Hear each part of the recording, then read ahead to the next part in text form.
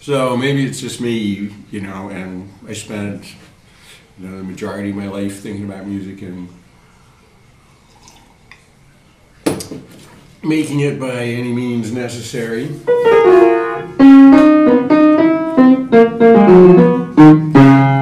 after a long time of doing that, I sort of got stuck or felt stuck in it.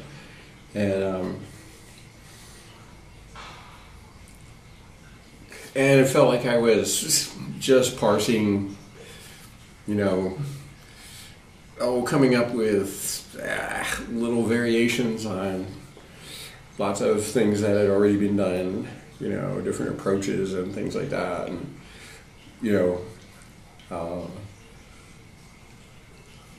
it became hard to make it kind of exciting or stimulating in a way. Like, okay, I'll simply put, I kind of got bored. And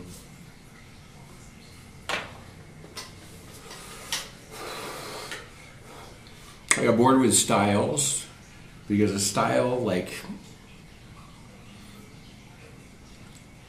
kind of, I don't know, it puts you into this, you know, as a product sense, style is really good. You know, if people like this style, then if you make something in that style, they're going to want to buy it. So, you know, so style's good as a, in a capitalist sense, style is really good in music.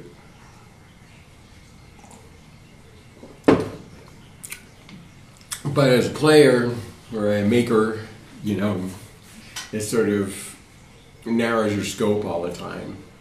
You know, oh, we need this backbeat in here, or like this has to, you know, use these kind of key changes and, you know, these kind of chords in it. You know, you have your triad-y music, you know.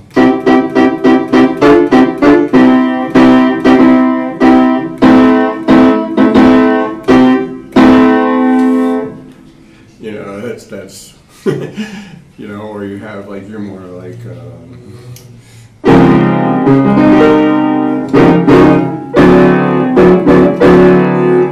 more advanced harmony, but it's still like they've tried all this out, you know, like from a theoretical basis, playing Western music, and pretty much everybody in the world is using this now.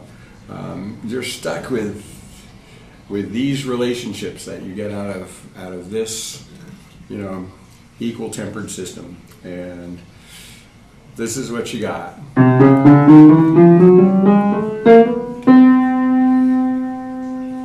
And so between this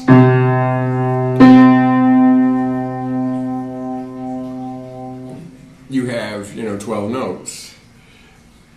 Problem with that is that we can hear, you know, somewhere between 120 and 144 notes in there. You know, between here and here, and we can hear like 12 different notes, 11 different notes. I think 11 is the average person, and this is the average person. This isn't even talking about musicians. This is, you know, these are just random, ordinary, regular people. So maybe that's some of the problem with it. Maybe that's some of why it's boring, is that, you know, yeah, I've lived in small towns, and, you know, it's like, well, what am I going to do tonight? Well, there's like 3 places to eat, so I have 3 variables there, and there's like, you know, 4 different bars, so there's 4 variables there. Other than that, that's kind of it, you know, to do for the nightlife. Or you can just, you know, walk out in the world and experience nature, which I tended to do more often than not there, you know. different when I also lived in New York, and you have all the choices in the world as far as being a consumer. There's a million bars and a million restaurants, and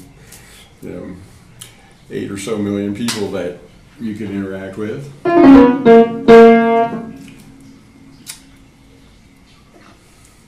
Anyhow, so this is like your town, and nature is outside of it, and there's lots of things in there that aren't in here.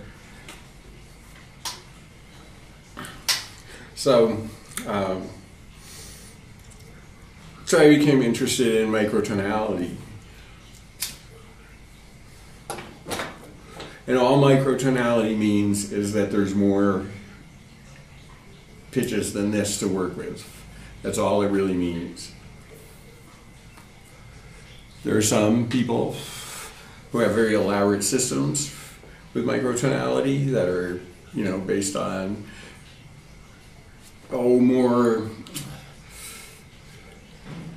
true to physics principles. This would be true if Harry Partch had 43 notes between here and here. And there's a thing called just intonation, which takes one thing as the root and derives everything from that. And I don't really know how many they end up with. And there's all kinds of variations on that. There's you can get very mathy about it. And then on the other hand, the other sort of stream, it's stupid to binarize stuff all the time, and it's such a habit of saying, well, on the other hand, but there's more than one hand, more than two hands. So that's not really, saying the other. And other is music that looks just more toward pure sound. And very true, free jazz did a lot to getting toward that. And then in the 90s, what was called, and probably still is called noise music came along. And that did a lot around that too. And I was very much influenced by both of those communities. It's just to kind of break out of this a little bit,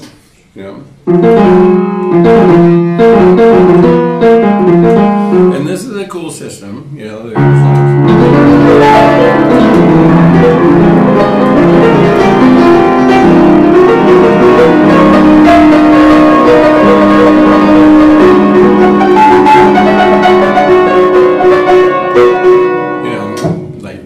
there's quite a bit that can be done with this, but it ain't everything. When you do that enough, after a while you have a sense of, how it's boring when you watch a movie or a TV show or something like that, and oh, your hero's in trouble, and you just know they're going to get away, and it kind of takes all the fun out of watching them. There's no actual suspense in the suspense movie because you really know the bad guy's going to get it, and the good guy gets the girl, and everybody laughs at the end if it's a TV show. And that sort of happens with music too. Is you hear this, you hear this.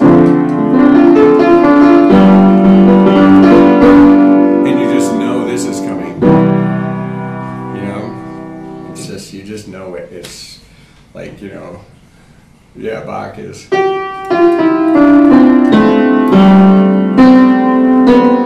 it is.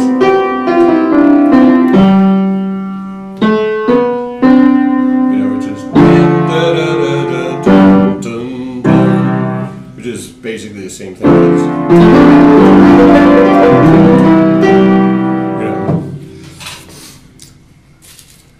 So anyhow, to get to a place where that relationship isn't quite as obvious, you need different things in here to work with. It's just, and however you get to those is a good thing. what I mean to say is I am, you know, I'm totally down with the microtonalists, and I'm also totally down with the free jazz musicians, and I'm totally down with the noise people too. You know, they're anything that stretches this is feeding a hunger. You know, and I do think we have sort of a hunger to. You know, this system here is 300 years old. And that's really old in terms of how we do things in history. You know, like when they thought this up, the quickest way information could be passed was by the fastest horse. You know, and now we can communicate around the world in, I think it's less than 7 seconds or something. You know,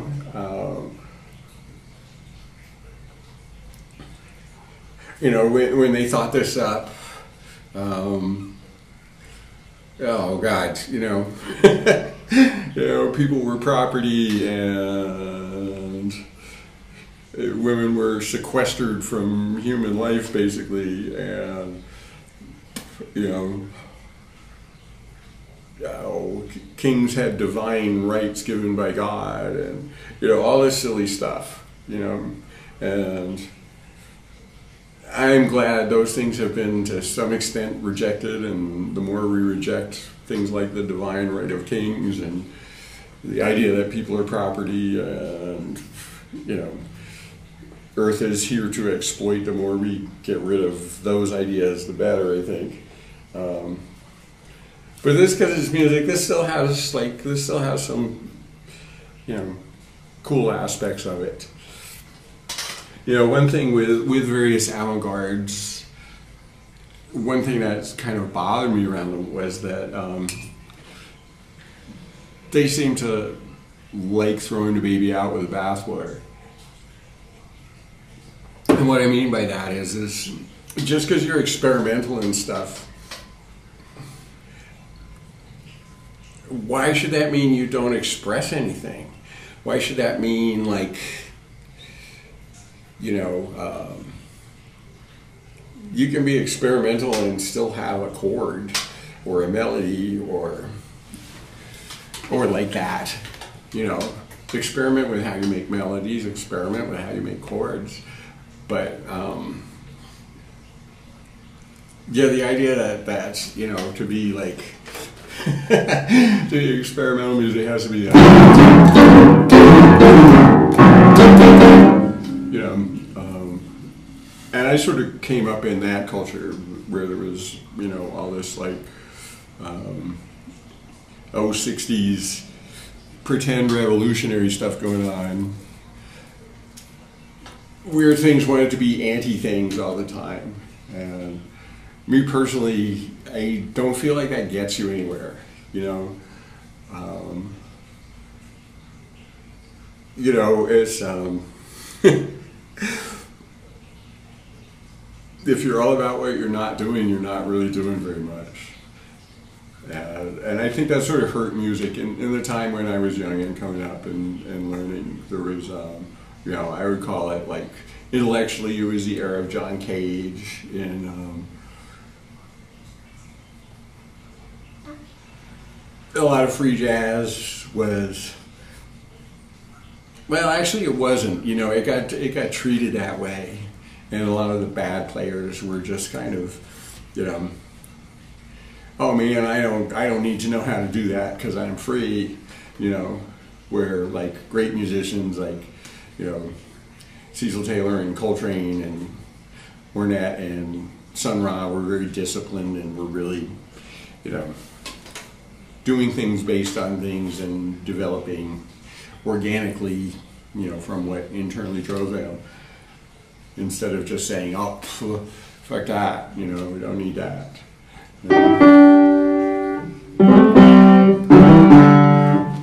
And sadly for me, like a lot of the electronic musicians never learned how to play anything.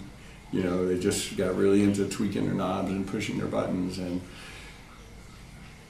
made amazing sounds, but they, you know, they might have been more amazing if they'd understood, you know, if they'd understood more about what it is to like play and make things. You know, a lot of it loses its kind of folkness. You know,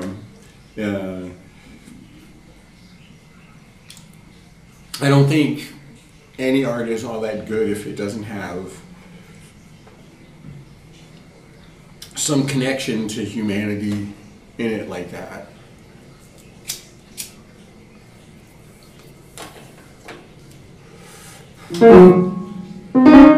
So, you know, this gives us things we can think about, and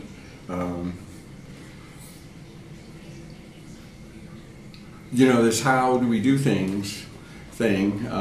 One thing is just the sounds. You know, if you build new instruments, they'll sound different.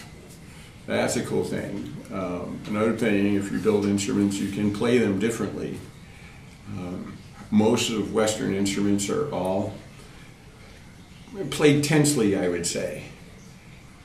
You know, you're supposed to be very precise. So it's the difference between.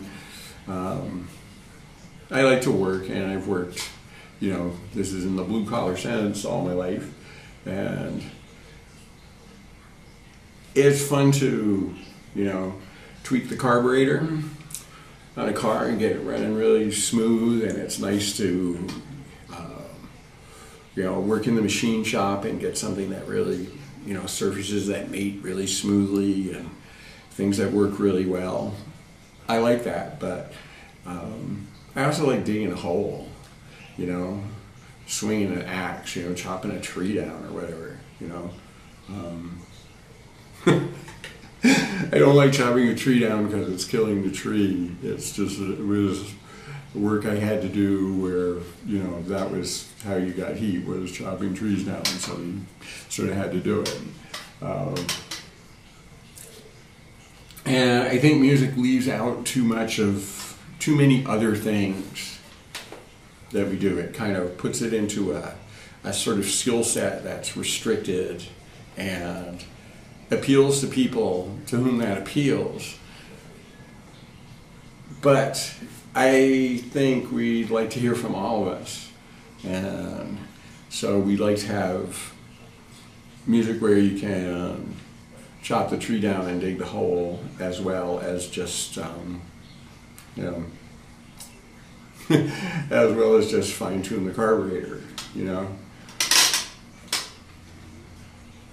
So that brings in, you know, that's one way to refresh music a little bit, is to get different physicalities into it, along with, you know, get different pitch sets into it. And I think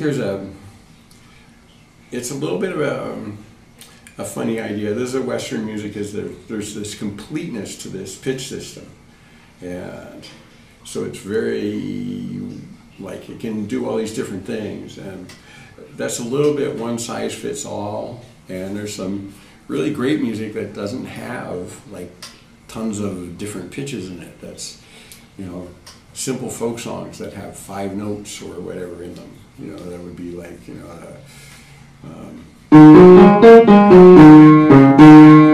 you know, like there's lots of great music that only has that in it.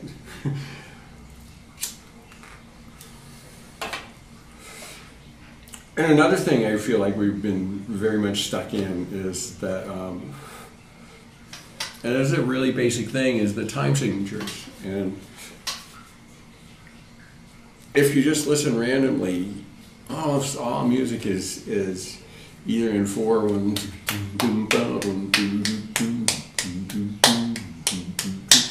when it wants to do something else, the only other thing it almost ever does is 1, 2, 3, 1, 2, 3, like that. And that's kind of it. And it was worse, you know, when I was a kid. Like, the 3 was really rare outside of classical music. It was, you know, it was coming along in jazz, and thanks largely to Coltrane, you know, to my favorite things, kind of got 3 into to become a common thing. 3's pretty common now. But why not, you know? Why not 5? And, you know, for the last 10 or more years, I've been not playing in 4 and 3, and, you know, 5's pretty easy once you get used to it. It's just as easy as 4. It's just having the habit of it, you know. So I just think the habit has just compelled us to, like, play in 4 and 3 all the time. They are natural, they are simple, but 5 is natural and simple too, and so is 7. You know, 11's a really nice one, you know. 13's pretty cool for some things. 17's awesome, you know. Really like 17. 19 is good. 23, you know, like there's no reason to be stuck with these, like, defaults. The same reason there's no reason to be stuck with this. It puts us in a position of developing those habits is a good thing at some point, you know, like when you're starting out learning how to play, like what you want to do is get really nice habits so that you don't make mistakes, right? So you strive for that, and that's good, you know. I sure did that, and you know, so your 4 time is automatic, or your 3 time is automatic, and you know your scale, you know,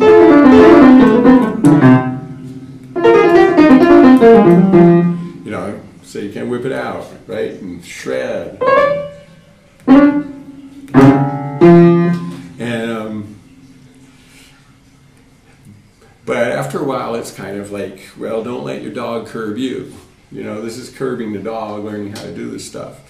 But once you learn how to do it, there's no reason to, like, say, oh, well, now I know how to do this, so I'm not going to do anything else. No, I'll learn something else, you know, like push along, you know. It's funny because, like, you know, it's really exciting when you're a young musician and you're learning how to do something. You'll practice for hours doing something you can't do, you know, so you can get this thing, you know, and it's like, you know, and drive yourself to do this thing that seems impossible, and then after a while you can play that. And, you know, there's no point, there's no reason to ever stop feeling that way. You know, there's no reason to get to the point where you say, well, you know, I'm only going to do what I already know how to do. Like, where's the fun in that? You know? So, you know, I think, like, in the world of music, there's the sound world of it, you know, which is the instruments, and the tools that we use. And those tools are all involved with this stuff too, you know. But then there's a system, you know. What system do we use? And any piece of music will have a system in it. Anything, you know, even just the most random stuff in the world, there will be some systematic default at the bottom of it, because that's just the way it is, you know. People in the 70s were trying really hard to have a system of no system, you know. This is kind of derived from serialism, and all that was to get as random as possible. Is it Lockerman I'm thinking of? I think it's Lockerman I'm thinking of. We just write these things with the maximum amount of discontinuity to them. And, well, yeah, you know, it's just, you know, yeah, that's cool too. But almost anything, you know, and that's even a system, you know, getting the maximum amount of discontinuity. Anyone who's naturally playing is going to have some sort of continuity. They just are. And so, yeah, I don't think you can play without a system. You don't have to define your system, and it doesn't have to be this one, you know. There's, like, this is cool, you know, 300-year-old stuff, yeah, it's great, you know. It's, you know, it has its good points, and lots of wonderful music's been made in it, but there's, you know, as many other systems for arranging pitches like this as you could think of. And you know what? If you work hard at any of them, no matter how random and no matter how apparently difficult they are, if you work hard at them and, you know, get into it, you'll be able to make some sound that, you know, is music. You know, something that's interesting and stimulating and speaks to you and all that kind of stuff. So that's another thing. And that other thing is the system of rhythm that we got into. Well, that's just sort of sad, you know. It was a little bit legislated, you know. It was kind of enforced in the wilder regions of Europe, you know, like, Bulgaria has like stuff in all kinds of interesting time signatures. Africa does too, you know. Some Korean drumming is really interesting. People where they didn't get too infected by this 4/3 thing. And there's nothing all that natural about the 4/3 because you do have to teach it to people, you know. You do. I mean, I know playing with like less than skilled people, like they have to get that. It's not like they instantly just start out being able to do that. It's like they, you know, they need some drill to get there. So it's not like this is, you know, it's not like the 4 and the 3 are just totally natural and so everything's in them because of that. It's the 4 and the 3, everything's in 4 and 3 because everything's in 4 and 3. And that's, you know, that's why. It's habit, it's not, you know, this isn't derived from nature, it's derived from like the imposed habit of centuries of musical practice.